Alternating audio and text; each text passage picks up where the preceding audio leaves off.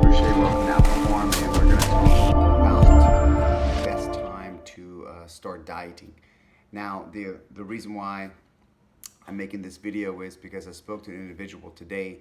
Now, this person is from the fitness world. This is not an athlete who is cutting weight for competition, but for the most part, it still kind of stands the same premise for everybody. So I'm going to break it down to you. So basically, for a month, this person has done a special diet program to lose weight, and they did lose weight.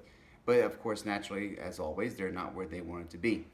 Now, this person doesn't really follow an exact plan. So that was one of the bigger mistakes. They're already lean, okay, and they're looking to get a little bit leaner. And as the leaner you get, the more difficult it becomes because of the metabolic adaptation that your body naturally just adjusts to. So one of the problems that I have with situations like this is the first thing I asked was, okay, so how much are you eating? And the person did not know. So the person was basically put into a special challenge. They worked it for a month. They did really well. They lost weight. But of course, they want to take it a step further. Normally, I try to ask clients to sit in a 12-week type of calorie deficit. This seems to be a very good marker for working really well for fat loss. Towards we get into that 12-week mark, no matter how fit you are, the body begins to slow down. And at this point, we always want to go to a reset point, and then we're going to use diet breaks, reverse dieting, basically, and work our way back to a maintenance level for a certain period of time. Now, the problem with this is I have to explain to people is that when they want to lose weight and they don't meet their goal, no matter how much progress they made, all they know is they did not meet that goal. So this tends to be more of a mental block and a mental issue more than anything when it comes to weight loss. So the problem with that is, first, you're going to have to accept the fact that you can't always achieve everything every single time you set out to do it. That's just the way life works. I go to Walmart to buy something and they're out. So I don't get frustrated, quit, and then just never go back to Walmart again. I simply move on to another store or wait to another day and come back where it is now restocked. This is the same thing with weight loss. You're not always going to achieve the exact goal every single time you go to cut weight. So in this regard, if you're going to be cutting weight, say for 12 weeks, it'd be best to go onto a maintenance phase for another 12 weeks. And this will allow the body to eventually come back to a homeostasis level where it's more comfortable and you can go back into a fat loss phase and then work towards getting back towards that goal that you initially wanted. Yes, you're going to increase a little bit of size and a little bit of body fat, but if done correctly, you will utilize the principles given to you by me, and then you will sustain that good body weight for quite some time, and then you're about to go back into a diet phase. So this is the same thing for athletes as they cut weight for fights and this and that. There's very specific protocols of maintenance phases that they must follow before having to go back into another calorie restriction due to cutting weight for fights.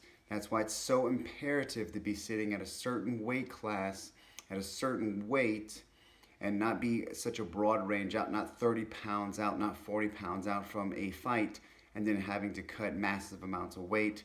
You're causing a lot of metabolic damage towards your body and can cause some severe long-term effects. As it is, you're already breaking yourself down way lower than you normally should be doing, especially with dehydration methods and so on. So if you want to be as safe and as healthy as possible. Now back to the client today. The person lost, like I said, a considerable amount of weight in a month's time, but did not achieve that goal. So it is extremely hard for me to then now help this client because they had no specific diet plan whatsoever. They just ate cleaner and ate less. I have no idea if they ate too little. I have no idea if they ate a balanced energy diet in general. I have no clue if they did really well and then just kind of stalled out just through natural progression of the body adapting. This is why we use different types of protocols. The more fit you are, the more calorie deficit that we work towards slowly, but the more modules and modalities that we will use to implement in the diet to help manipulate this fat loss sequence to get better and better. such as maybe a low carb or even ketogenic to start off with, balancing insulin levels and so on. Moderate carb, a little bit higher carb, things like that. There's isocaloric and there's backloading and things like that. So as you become more fit, there's more tricks, I guess you can say, you pull out the bag to achieve these goals. So if you're going to lose weight, you really need to just create some sense of responsibility. And what I mean by that is there's nothing wrong with just saying, no, I don't want to track calories, okay? And I don't want to be a slave to the scale, things like that. And there's nothing wrong with that. But you can't lose weight and then just keep expecting to just not do anything and get something in return. You're going to have some sense of responsibility at some point. So naturally, like anything in life, you can't just go to class and just suspect that, well, I'm just going to go to class. I don't need to study. I don't need to do homework. I just want my PhD. I'm just want to go to class and just get my PhD. And any person who has a PhD will tell you you're going to go to class and you're also going to go to the library and you're going to study and you're going to write your thesis paper and you're going to do a lot of extra research that is required outside of the classroom. So this is the same thing when it comes to weight loss or even weight gain, okay? You're going to have to start creating some type of responsibility in tracking your calories. You're gonna have to track the calories. And I don't give a shit how you choose to do it, but you're gonna have to do it. It can be apps, it can be writing it down on paper, it can be weighing your food with digital scales, whatever it is, but you're gonna have to step up to the plate and accept some sense of responsibility to get the job done, because the goal that you're asking of yourself is just a bit of out of range for just simply saying, well, I don't want to do nothing. I just want to kind of go through the motions and hope it happens. If you hope this would happen, then you wouldn't be talking to me or a trainer about trying to get leaner, because it already would have happened for you. Okay? So when it comes to fat loss, please do your best to be on a maintenance phase for quite some time. You haven't been yo-yo dieting, fad dieting, or dieting in general when coming to a trainer. You're going to get much better results starting from a basic line of where your body's just normally eating on a casual level. If you start with a trainer and you've been yo-yo dieting this and that, and they just tell you like, well, that's cool, we'll just lower the calories, lower the calories. It's a lot more specific than that, okay?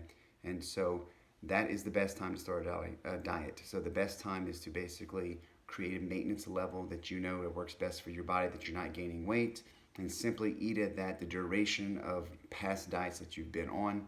And once you feel that you are making steady progress as far as not gaining weight but just maintaining weight, it is now time to move on to the calorie deficit phase.